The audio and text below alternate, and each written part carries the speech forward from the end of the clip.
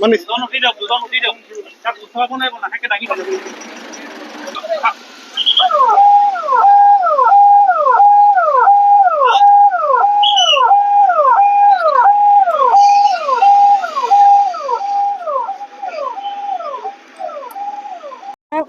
মৰাণৰ খটখটিত আৰু মৰাণৰ খটখটিত এক ভয়ংকৰ পথ দুৰ্ঘটনা সংঘটিত হৈছে। যিহেতু আমি দেখুৱাব চেষ্টা কৰিছোঁ এখন ৰৈ থকা ট্ৰাকত, এখন ৰৈ থকা 14 চকীয়া মালবাহী ট্ৰাকত বলেৰ' পিকআপ এখনে পিছফালৰ পৰা আহি খুন্দিয়ায়।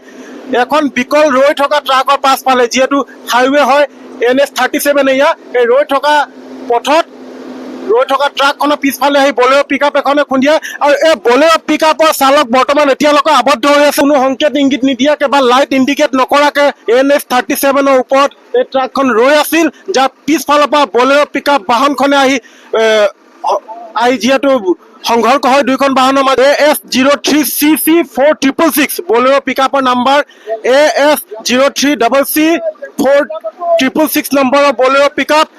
আৰু ইতিমধ্যে আমি ট্ৰাকৰ আমি দৃশ্যাংশ দেখাব চেষ্টা কৰিছোঁ। ট্ৰাকক আমি দেখুৱাব চেষ্টা কৰিছোঁ। এই ধৰণে ট্ৰাক এখন ৰখাই থোৱা আছে।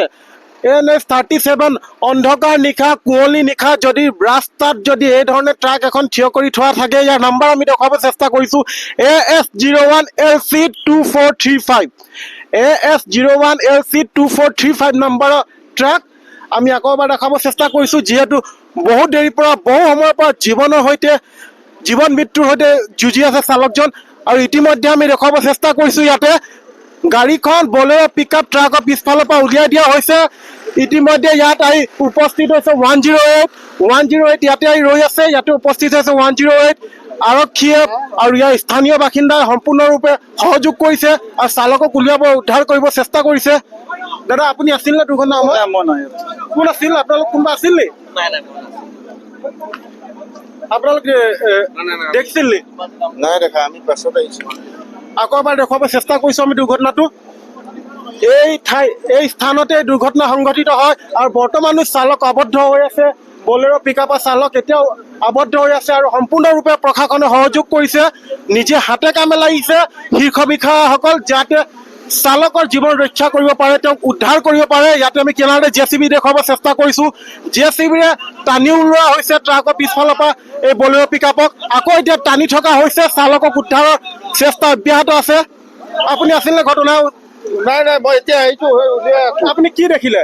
কি দেখিলোঁ, মোৰ গাড়ীৰ পৰা বেল্ট উলিয়াই পেলাই টনাটনি কৰি আছোঁ আৰু সেইটোৱে দেখিলোঁ। ইয়াত স্থানীয় ৰাইজ প্ৰশাসনৰ সহযোগ কেনে দেখিছে? বঢ়িয়া, চবে লাগি আছে, ৰাইজ লাগি আছে, প্ৰশাসন লাগি আছে। কিমান দেৰি হ'ল ঘটনাটো হোৱা? আধা ঘণ্টামান হ'ল নেকি, বেছি হ'ল। আৰু এই পথত আপুনি দুৰ্ঘটনাৰ কাৰণ কি বুলি ভাবে?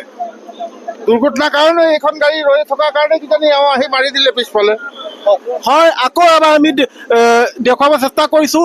যিহেতু NH 37ৰ ওপৰত ইণ্ডিকেট নকৰাকে এখন 14 চকীয়া ট্ৰাক ৰাখি থোৱা হৈছে। কুঁৱলী নিশাত পিছফালৰ পৰা বলেৰ' পিকআপ আহিলে আৰু কোনো ধৰণৰ ইণ্ডিকেট নথকাৰ কাৰণে, ছিগনেল নথকাৰ কাৰণে নিজৰ ৰাইট দিশত গৈ আছিল বলেৰ' পিকআপ, আৰু তেওঁ গৈ পিনি আকৌ সংঘৰ্ষ হয় দুয়োখন বাহনৰ মাজত।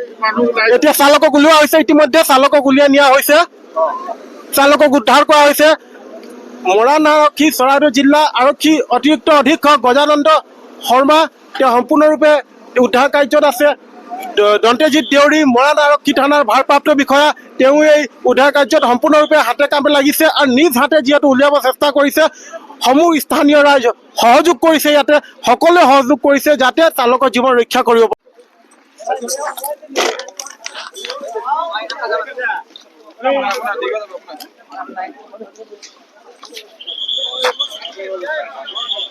দুজন উঠি দিয়ক তাক উঠাব নাই লাহেকৈ দাঙি থ'ব। আমি দেখুৱাব চেষ্টা কৰিছোঁ। ইতিমধ্যে আমি দেখুৱাব চেষ্টা কৰিছোঁ চালকক উদ্ধাৰ কৰা হৈছে। চালকক উদ্ধাৰ কৰি পিনি 108ত উঠোৱা হৈছে। আমি আকৌ এবাৰ দেখুৱাব চেষ্টা কৰিছোঁ। চালকক উদ্ধাৰ কৰি 108ত উঠোৱা হৈছে।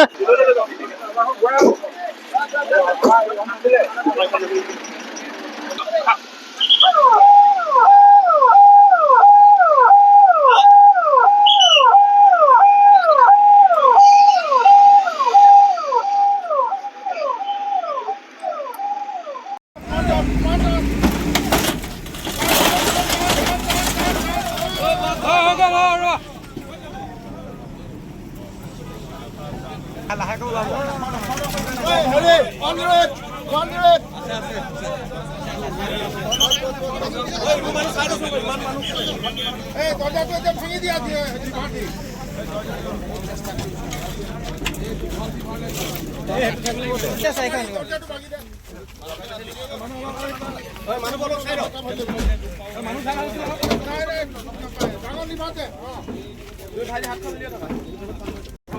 ওলাই যাব